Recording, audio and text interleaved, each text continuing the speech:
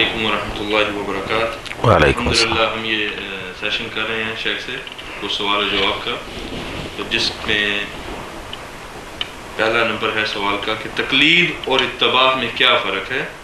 کیا دین اسلام پر عمل کرنے کے لیے تقلید کرنا ضروری ہے؟ اس بارے میں شیخ تھوڑا وضاحت فرمائیں۔ بسم اللہ الرحمن الرحیم، الحمدللہ رب العالمین والصلاة والسلام علی خیر خلقہ محمد وعلی آلہ واصحابہ اجمعین، وبعد۔ تقلید اور اتباع میں کیا فرق ہے؟ آپ کا یہ سوال آج کل کے حالات میں خصوصی طور پر بڑی عقل مندی کی دلیل ہے۔ جزاکم اللہ خیر۔ اس قسم کے مسائل کو چھیڑتے ہوئے لوگ شرم محسوس کرتے ہیں، حالانکہ میں جہاں تک جانتا ہوں کہ اس زمانے کے فتنوں میں سے بہت بڑے فتنے تقلید اور اتباع کا نہ سمجھنا بھی ہے۔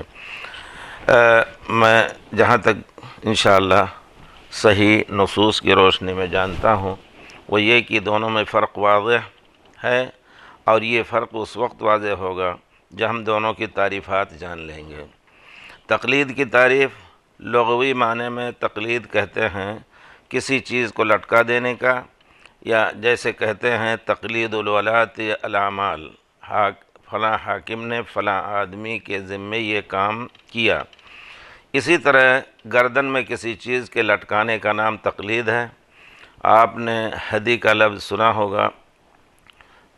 عمرہ اور حج کے موقع پر یہ سنت ہے کہ آدمی کوئی جانور لے کر کے آئے اللہ کے گھر کے پاس، وہ غرباء اور مساکین کے لیے ذبح کرے، خود بھی کھائے، دوسروں کو بھی کھلائے۔ تو ایسے جانوروں کی گردن میں کوئی چیز لٹکا دی جاتی تھی راستے میں، تاکہ یہ سمجھیں لوگ کہ یہ ہدی ہے، یہ اللہ کے گھر کی طرف ہدیہ بھیجا جا رہا ہے۔ اگر اونٹ ہے، گائے ہے یا بکری ہی ہو، ہر ایک کے اس میں کچھ نہ کچھ نشان۔ اونٹ کے تو پیارے رسول صلی اللہ علیہ وسلم اونٹ کے کوہان پر زخم لگا کر کے خون تھوڑا سا پھیلا دیتے تھے، تاکہ اگر بھاگ جائے اونٹ کہیں تو لوگ سمجھتے تھے جاہلیت میں بھی اور اسلام میں بھی کہ اللہ کے گھر کا ہدیہ ہے، دوسری جگہ اس کو چھیڑتے نہیں تھے، اللہ کے گھر لا کر کے اس کو ذبح کرتے، خود کھاتے، دوسروں کو کھلاتے، دوسرا تیسرا آدمی۔ اسی مقصد کے لیے اس کی گردن میں کوئی چیز لٹکا دی جاتی ہے، اس کو تقلید کہتے ہیں۔ اور تقلید کی شرعی جو یا اصطلاحی تعریف یہ ہے، جس کو اصول فقہ کی تمام مذاہب کے کتابوں میں ذکر کیا گیا ہے بغیر کسی استثناء کے، وہ یہ ہے کہ جس شخص کی رائے شریعت میں حجت نہ ہو، اس کی رائے کو بغیر دلیل کے قبول کرنا۔ یعنی اگر کوئی شخص رائے اپنی دے رہا ہے تو اس رائے کی کوئی دلیل ہونی چاہیے۔ اگر نہیں دلیل ہے تو وہ رائے قرآن و سنت کی دلیل پر دیکھا جائے گا۔ اگر ہم اس رائے کو بغیر کسی دلیل کے آنکھ بند کر کے لے لیں تو اسی کو تقلید کہا جاتا ہے۔ اس کی مختصر توضیح و تفسیر یہ ہے کہ شریعت کے کسی مسئلے کے لیے شرعی دلیل کا وجود ضروری ہے۔ اب اگر کوئی کہے کہ صلاۃ کے لیے وضو شرط ہے تو اس کی کیا دلیل ہے؟ دلیل یہ ہے پیارے رسول نے فرمایا لا يقبل اللہ صلاۃ من احدث حتی یتوضا، جو شخص باوضو نہ ہو بغیر وضو کیے اس کی صلاۃ جو ہے صحیح نہیں ہے۔ تو یہ شرط ہوئی۔ اس طرح ہر مسئلے کے لیے دلیل کا ہونا ضروری ہے۔ کسی چیز کو حلال یا حرام کہنا بغیر دلیل کے یہ بھی جائز نہیں۔ شرعی دلیل کیا ہیں اور شرعی دلیلیں کیا ہیں؟ اللہ کی کتاب، پیارے رسول صلی اللہ علیہ وسلم کی سنت صحیحہ یا خلفائے راشدین کی سنت، جس کو پیارے رسول نے اپنی سنت کے ساتھ ذکر کیا ہے۔ آپ نے فرمایا ہے علیکم بسنتی و سنت الخلفاء الراشدین۔ اگر یہ چیزیں نہ ہوں تو صحیح قیاس یا اجماع امت یہ دلیلیں ہیں۔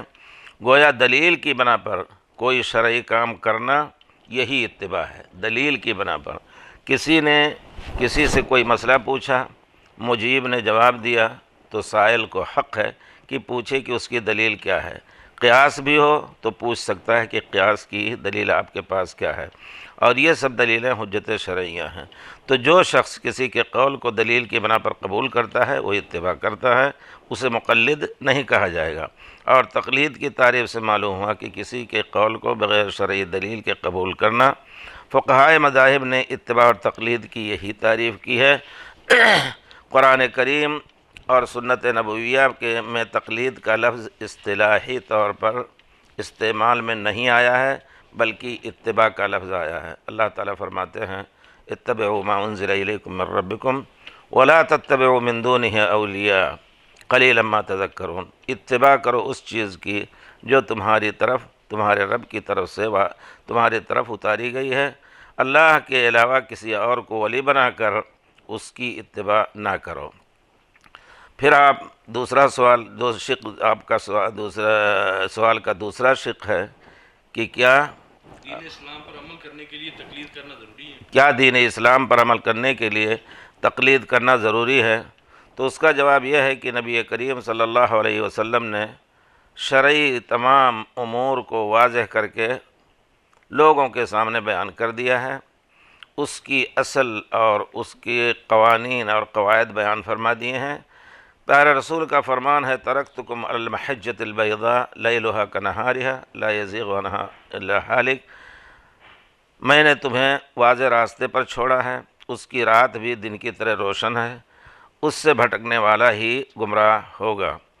اگر تقلید واجب ہوتی تو نبی کریم صلی اللہ علیہ وسلم ضرور فرما جاتے کہ ضرور پیارے رسول صلی اللہ علیہ وسلم بتا جاتے کہ فلاں اور فلاں کی تقلید واجب ہے، میرے بعد آئیں گے، ان کی تقلید جو نہیں کرے گا وہ اصل اسلام پہ نہیں ہوگا۔ آپ نے بہت سی چیزوں کی خبر دی، آپ نے سنا ہوگا علامات قیامت کے بارے میں پیارے رسول نے خبر دی، اور دوسرے غیب کی چیزیں جو مستقبل میں ہونے والی ہیں ان کی خبر دی، جن کی اتنی اہمیت بھی نہیں تھی جتنی اہمیت ائمہ کی تقلید کی بتائی جا رہی کہ دین کا دار و مدار انہی کی تقلید پر ہے۔ تو پھر کیا پیارے رسول صلی اللہ علیہ وسلم نے اپنی رسالت میں نقص چھوڑ دیا؟ نہیں، ہرگز نہیں۔